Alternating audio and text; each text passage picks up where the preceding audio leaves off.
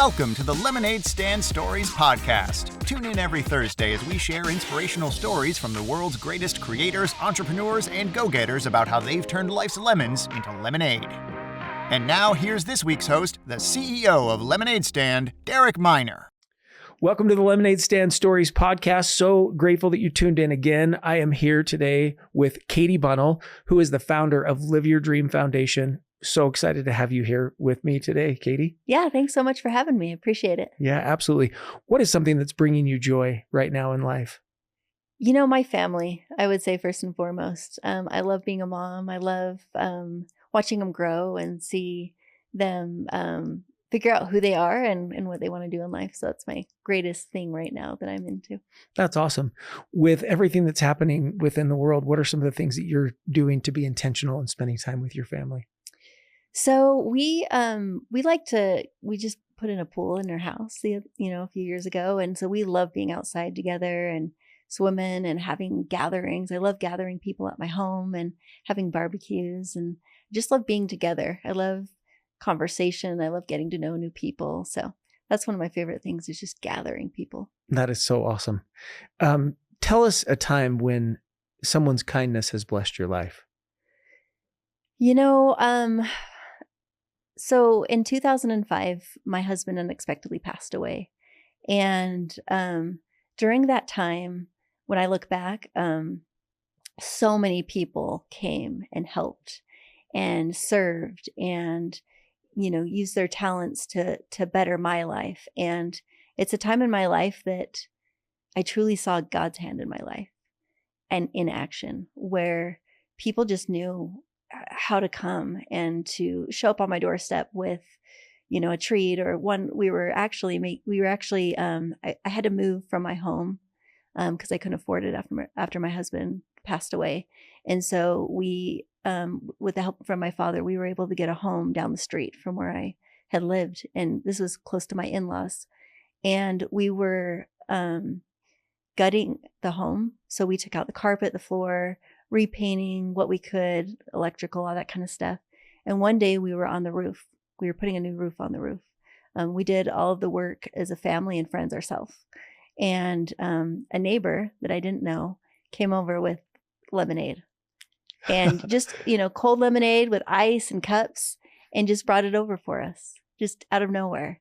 And that was just such a cool reminder of like the simplest things can make such a massive difference. Yeah. And that's my memory of her. The first time I met her was her doing that for us. And so that's something that I learned early on when I was going through that time is serving others and how that makes such a massive difference in the world, not only on ourselves for doing, the service, but on others. It's like a win-win for everyone.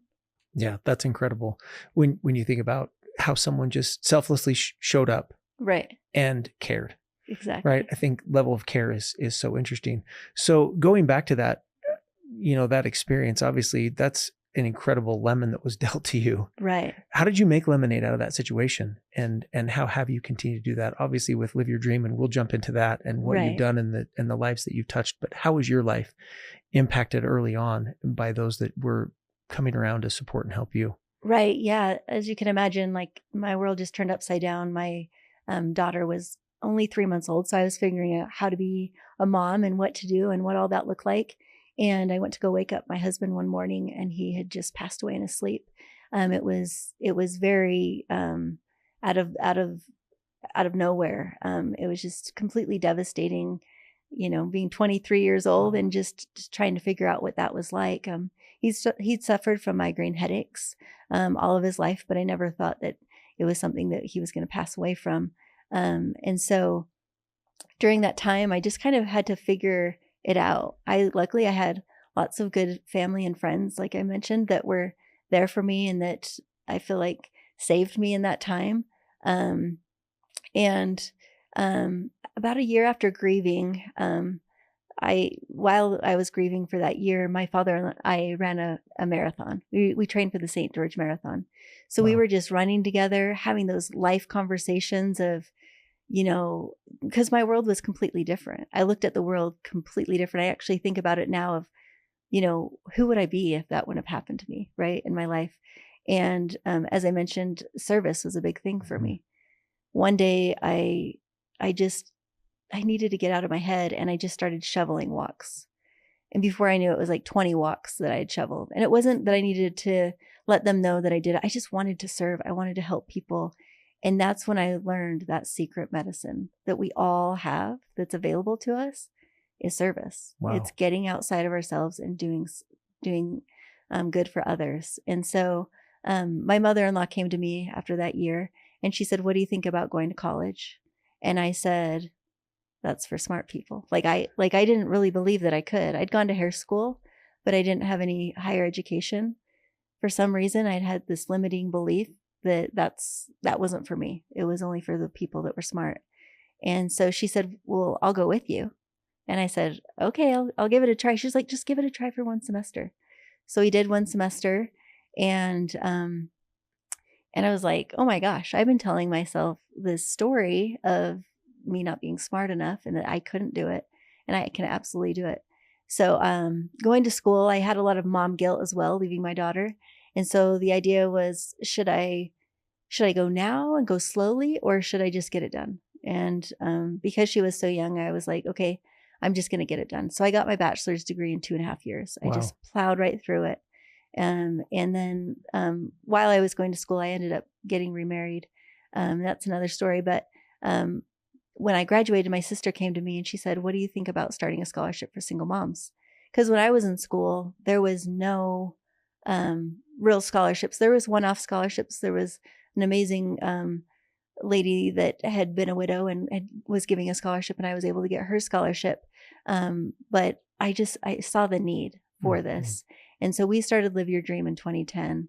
And for me, it's really carried on what me and my husband, we loved serving, and we loved doing things for others, and we loved doing it anonymously.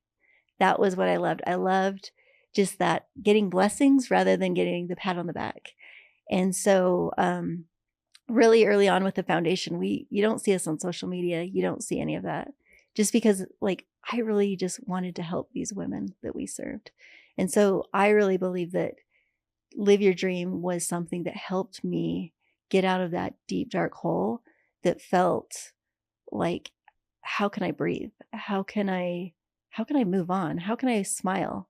I remember after he passed away, it was like, you felt weird laughing, you felt weird smiling. And it gave me a different perspective on life, on what my purpose is. And so really the foundation was turning that pain into purpose. And it's completely changed my life. It gave me a whole different look on life. And I see life as a learning opportunity to grow and to be better. And it's been just an amazing lesson for me. Wow, it's incredible. Going back when you were in that time, of grieving, right? You mentioned that you had some support people, but I think what's so interesting is you said, I got out and I went and I ran with my dad. Right.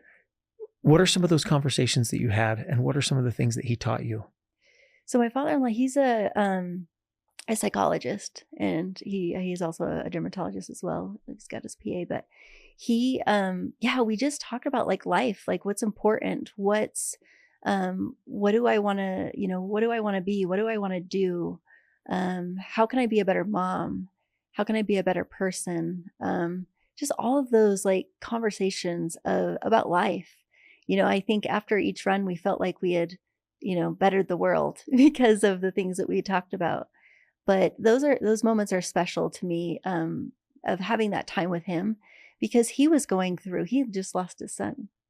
Wow. He was going through his own hardship, and I will forever be grateful because he took care of everyone. He took care of me. He took care of his family and was there for them. And I don't always think that he maybe took care of himself because of his heart and who he is. But he just taught me a lot about what it means to show up for people, just by his example of what he did for me. He was going through his own things. He was going through his own horrificness. I don't know what it's like to lose a child. I know what it's like to lose a husband, but I just have so much gratitude for him for doing that for me. Yeah, that's incredible.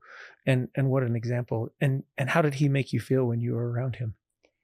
Oh man, I will for sure say that he was a pivotal person in my life where I recognized what love was, what it meant to love someone and really care about them.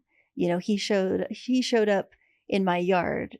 He showed up, you know, bringing flowers to plant. He showed up inside and outside, building, painting. I mean, hours and hours and hours of time that he gave me with just conversations, just anything that you can imagine. He gave that to me. And I tell them all, you know, that family, all of them is they gave me so much more than I can ever say.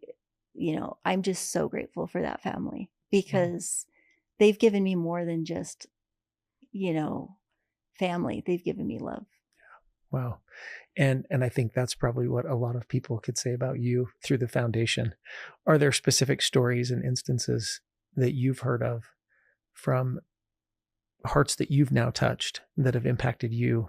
And as you look back and saying, wow, I'm so grateful that I did this, have the opportunity to lift and to bless. I'm sure there's countless stories. Right. Yeah. There's so many stories. And like one of the long arching stories of the foundation is like, so we'll interview scholarship recipients, and they can get the scholarship multiple times. And specifically, there's a mom that came in looking down. You could tell that she had a lot of anxiety, that she didn't feel comfortable being in the interview. Maybe she didn't know what to say. She didn't really know what to expect.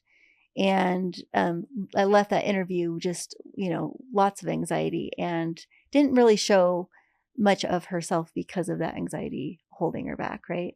And then a year later, she came in, confidence in herself, laughing, joking around with us, just a completely different person. And that's what we found with the foundation is when they go to college, they're not only gaining that piece of paper, but they're gaining this strength in themselves that they can do really hard things. And that's been really cool to watch is that confidence builder that they gain. But we've had moms that want to give back to the foundation, want to come and serve and help. Who have already been through. Yeah, who have already been through the process. So the pay it forward effect that happens when we help these moms, they want to, you know, give back and help. We had a mom that was, she became, you know, student or teacher of the year for her district. Wow. And you think of all those students that she helped, where there's that ripple effect, or a mom that becomes a nurse, how many patients and people that she helps. And just even the children alone, you know, the statistics show when children see their parents gaining an education, the likelihood of them gaining an education substantially goes up. And so these moms are just incredible. We've had one of our moms, actually a few of our moms have cancer. One of our mom was battling breast cancer while she was going to school, and going over and visiting her and, you know, seeing what, you know, chemo was doing to her at the same time she's going to school and raising kids and working.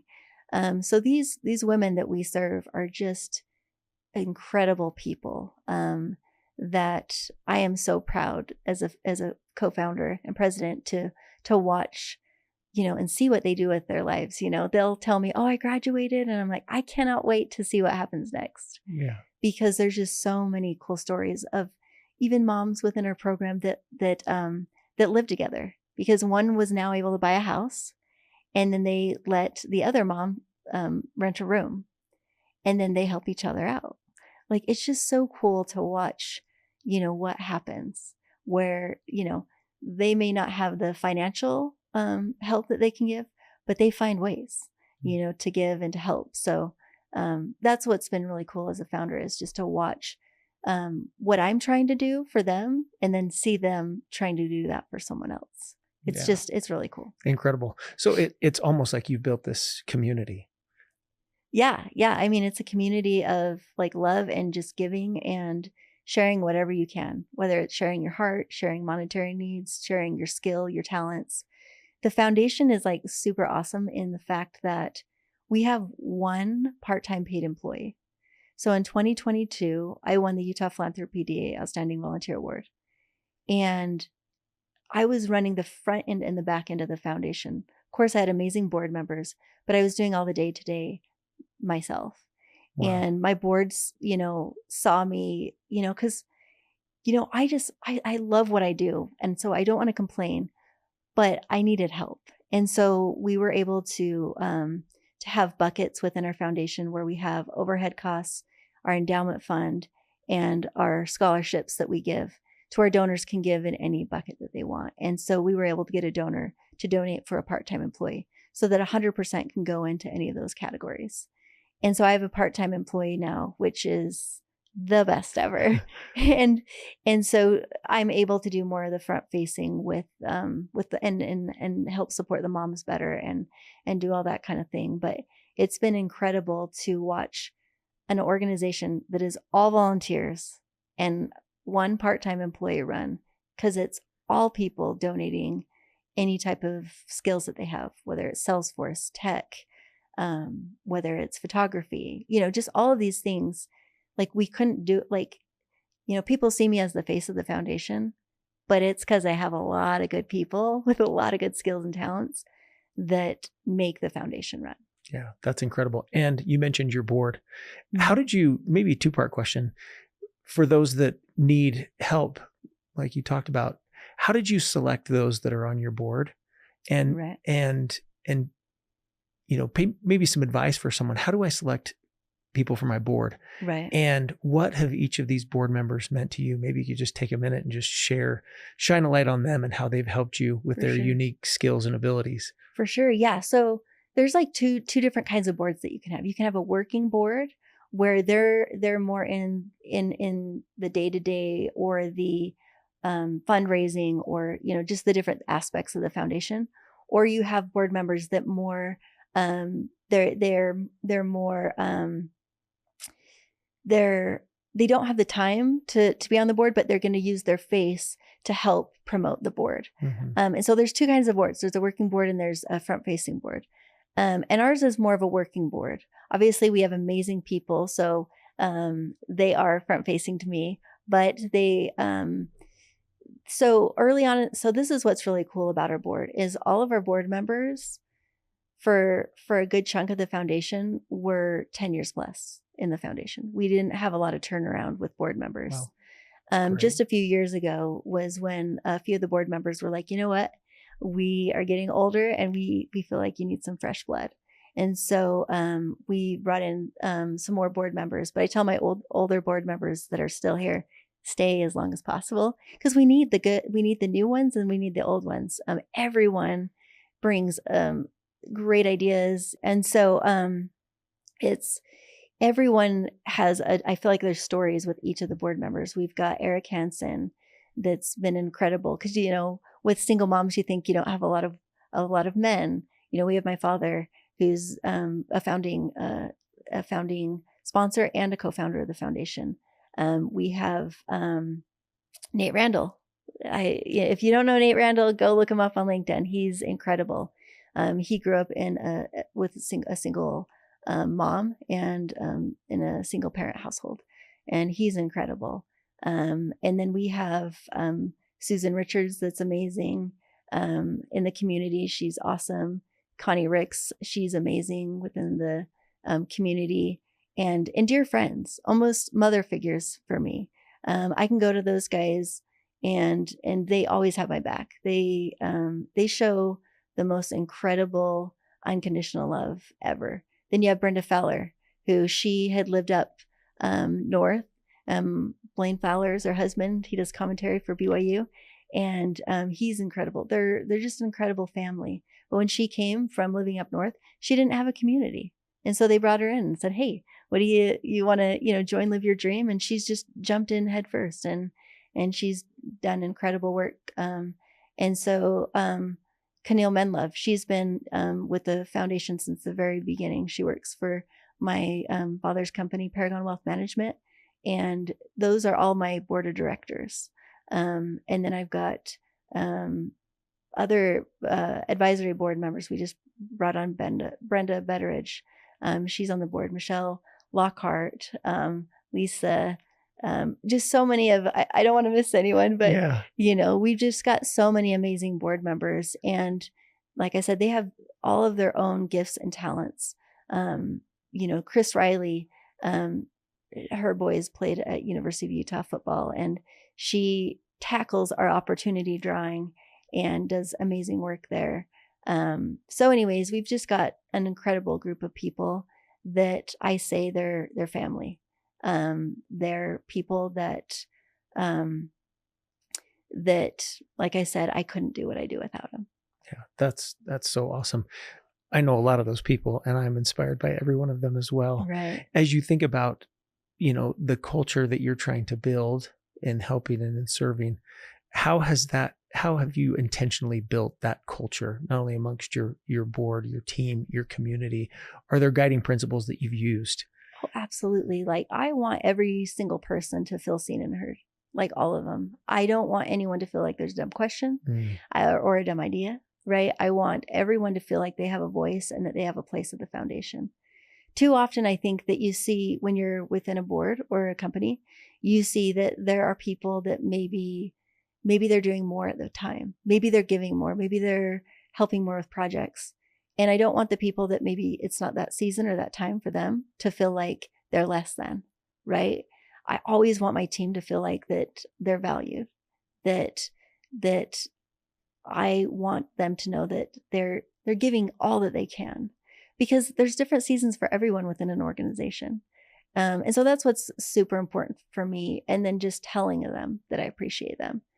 I hope that I don't annoy them because that's the worst part within what I do, with having donors, sponsors, all those things, is you never feel like you can share your appreciation enough.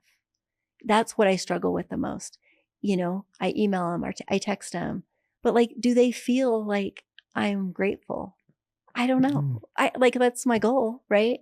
And so we have, I every year at the end of the year, I try and write as many thank you cards for the donors, board members. I have an appreciation dinner for my board in January. I just want every single person to feel like they're my best friend, that they're my number one, that they matter, because I know what it feels like to not feel like that. And so it's important that I give that. I love that. To feel like you matter. I think that is so important, and to be seen and heard. Right. And I have seen you do that in so many ways, and so often just so quietly behind the scenes in so many ways. How you show up is so inspiring. Katie, so what would you tell someone that is listening and they're like, oh, Katie's done all this. This is great. She's got an incredible team around her. Someone who's just like, what next? Where do I go? I'm in a dark place. What would you tell them? What I would say is to lean into the uncomfortable. Like, that is like the secret sauce for anybody. If it feels uncomfortable, that's okay. Most people that go to events or different things, a lot of them feel nervous about going. I don't know anyone. I'm an introvert. I'm shy. I've been out of the industry for a while. Just lean into that uncomfortable. Anything that feels uncomfortable, like 2 thumbs up for you, because that is the first step. I feel like for me, I was a shy kid. I was the kid that I looked at the extroverts and I was like, I want to be like that, but I wasn't naturally like that. And even when I first started the foundation, I couldn't talk like we are. I wouldn't go on podcasts. Todd Sylvester was the first podcast I ever went on, because when we were filming, promos about the foundation, I had to have a teleprompter because I couldn't talk. Yeah. I couldn't use my voice. And so because I kept leaning in, I'd get invited to things. I'd say yes. That has totally changed everything about me. The Katie that was 5 years ago, 10 years ago, I'm a completely different person. And it's not to say that I have even more confidence than I had then. I just am showing up differently. I'm just choosing to do things that are uncomfortable.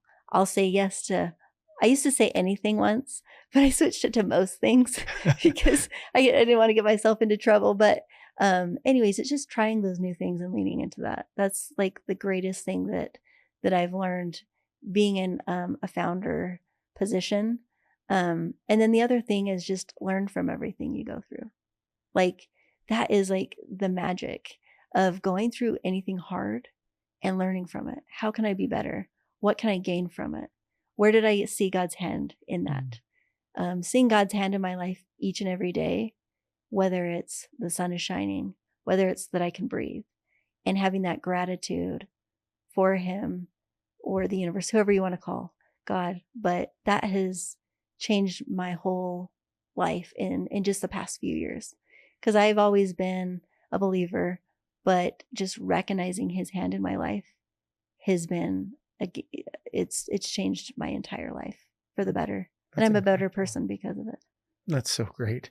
I still, Katie, I think back on, when you're going through something that's just absolutely devastating, doing something that's uncomfortable.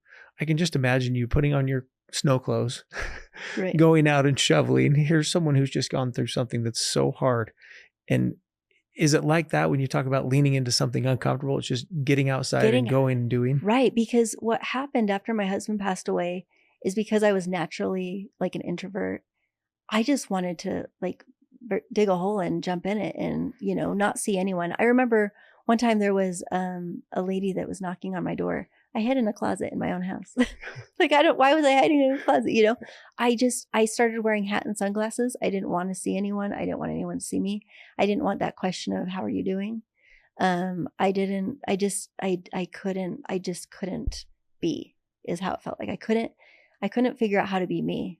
And once I, started going back to school and I was getting out doing things, I realized that, it's really not that scary, but I had two different directions I could go. I could say, like, this is the worst thing that could ever happen to me, and I can't live and I can't go on. I have notes of me writing those types of things in school.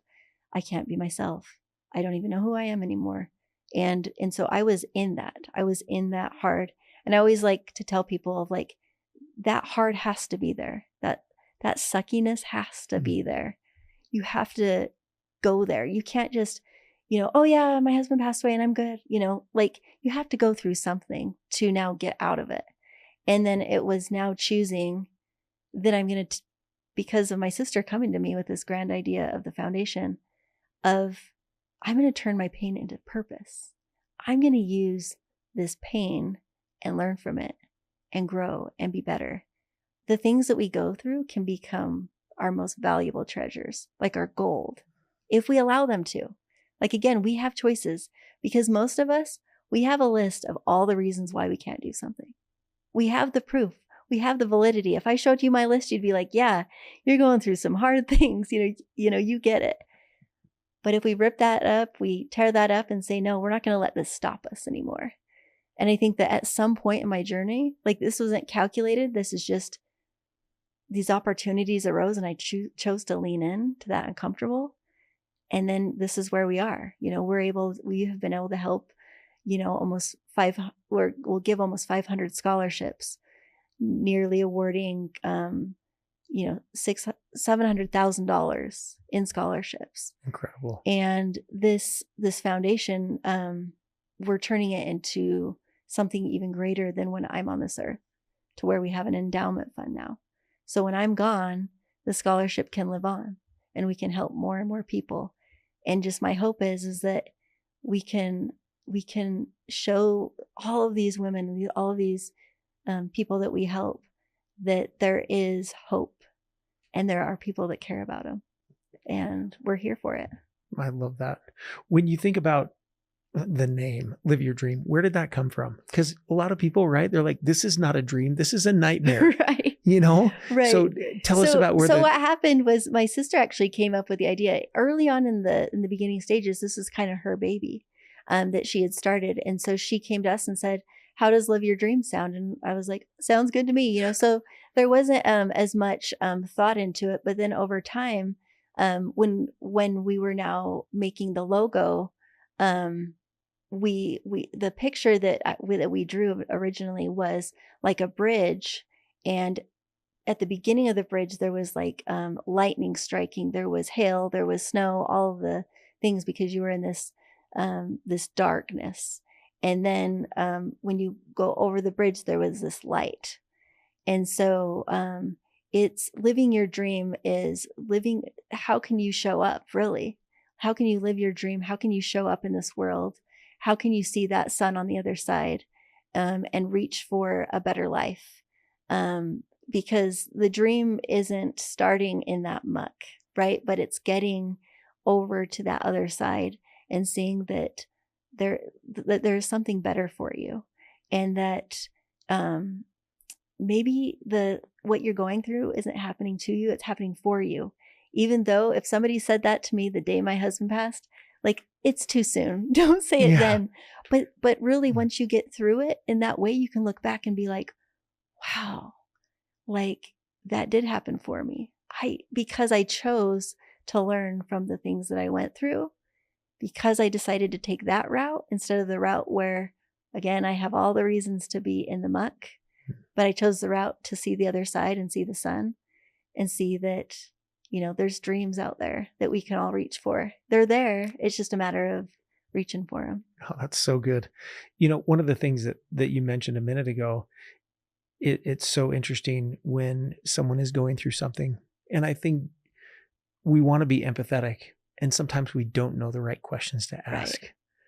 Right. Having known and knowing a lot of people that have suffered this type of loss that is totally devastating, what are questions to ask? I'm sure there's different stages, right? But right. Like, man, that's a tough question. How are you? It's like, I think you probably know the answer to that question. Right. And what are some questions? What would you say for people who, again, really, I think in their heart of hearts, just want to help? They want to help, right? Well, for the person that is going through the hard, I would just say, give all these people grace, because they mean well. The only reason why they're coming to you and saying anything is because they care. So I just preface it with that for anyone that's going through something, because I had things people said. I had people say, like before the funeral even, oh, you'll find someone else. You're still young, and so in that moment, I was numb, and so I didn't really take much to it. But there are things that we all say, like even myself going through it, that it's probably not the most appropriate thing to say. However, what I will say is there's not one thing that we can say. There isn't, because we can't fix whatever the person is going through. However, we can show up. We don't want to say, is there anything you need? Because really they're in a fog. They can't even think about what they need. So it's sending meals, sending gift cards. Gift cards are incredible because then they can use them whenever they want. It's sending cleaning over, having somebody go over and clean their house for a few hours, because you can go over and clean, but they don't want to, they want to be alone. They don't want to be with the people. They don't want their friends to see their dirty house. So hire somebody to go do that for them. If it's going into winter, make sure their water's turned off. Go and turn off their water, make sure their pipes aren't going to freeze. You can do things like making blankets out of their husband's clothes. I had a few people do that for me, which was incredible, because I was able to give blankets to my entire family. And then, another person, made other blankets out of the clothing, or pillows, or bears, or whatever it is. But I would just say, don't ask, just lean in and do it. If they don't need the food, they can give it to someone, they can bless somebody else with it. So just show up is what I say. Just show up, just send them a text, say, I'm thinking about you. I care about you. But don't go into how hard it must be for them. And, they know all those things, so just, it's so simple. Just send love and show up in that way. Just, I'm here for you. That can go a million miles of, I'm here for you. And, I'm going to keep on showing up. I had a family member reach out every Mother's Day. We just had a family friend that passed away, and it's just on her anniversary, saying happy anniversary, sending her flowers. There's those pivotal times. Everyone has different dates. We celebrate my husband's birthday still with balloons with his family. But everyone has different dates where they mean a lot. Your wedding anniversary, to just be in pain that day, to have people show up. one of the things that I did was it was Valentine's Day, and I went and bought flowers for myself on Valentine's Day. And then I thought about it. I'm like, you know what? I really don't need these. So then I started giving on Valentine's Day, dropping off flowers to random people. It wasn't just people that were widows, but just random people. And to this day, my family does this, where on Valentine's Day, we go get flowers and we drop them off to any moms, women that could just use some love. And we just drop them off. They don't know it's us. Hopefully they're not listening to the podcast and they receive flowers. But, it's turning something into purpose that we go through, and really, changing things up of like, I've gone through this. What can I do? What can I do to be a better person and to show up better for people? So yeah, there's a lot of things that you can do for people, but truly it's showing up. I love that. That is so great. What great, I think, life advice, no matter where you are, right? The ability to get outside of yourself, to go and to serve. It seems that service and getting outside of our own challenges sometimes provides the greatest medicine that we need. Right. It truly is, because we're not thinking about what we're going through anymore. Yeah. We're helping others. So yeah, it's the best medicine. I say it's like the secret medicine that we all need to learn about, because I think we all serve on some capacity, but when it's this intentional service, it's just different. Yeah. That's incredible. So as you're thinking about too, this, what you've created and built, continuing on into the future, what are your hopes and dreams for that? Yeah. So, with the foundation, we were raising money, giving it away. And so we had to pivot, because you can only run so long off of just heart within a foundation. So we really had to run it like a business. And so we decided as a board that we were going to start this endowment fund. And so we raise money for scholarships that we give every year. This year we're hopefully going to be given $130,000 in scholarships. But we have this endowment fund that we just hit $1 million in June, last June, in this fund. And this is $5, $10, $10,000 people coming together for this fund. Once we hit 3 million, we'll start pulling from it. And so we'll be able to give scholarships just off of this fund. And of course, we'll still need outside support, but that's 3%. That's around $100,000 a year that this foundation will at least be able to give scholarships for generations to come. That's what I want to be able to do. I want to be able to do something where it doesn't end, where it's just over, where there's that culture like we talked about of love and kindness and giving and serving. And so my hope is with the foundation, once I'm gone, that this endowment fund blesses the lives of moms and helps moms. Because within the foundation, we also have created a Live Your Dream family. So while they're gaining their education, we have activities. So we've partnered with Best Seat in the House, and they do activities for our families, whether it's going to a hockey game or going to Thanksgiving Point or the ice castles or whatnot. Because these moms, they're in survival mode, and this extra money to be able to do things with their kids, they don't have that. And so this foundation gives that to them. We also have Mother's Day activities where they give Mother's Day gifts and different things, and holiday support and whatnot. So the Live Your Dream Foundation, I want it to be a family of support and a community of support. So hopefully, with raising more money in this endowment fund, we can fund some of those things so that they still live on, so that when I go away or when I pass on, that there is that culture that still is in Utah. That is so awesome. Are there specific core values that you have that you hold up to within your foundation? Yeah, I would say, the biggest core value is love.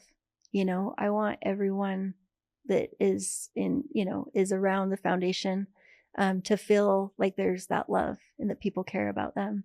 And then hope is the other one, that we just want to provide that hope for these moms and for anyone that works within the foundation and around the foundation, that's what they see and that's what they feel.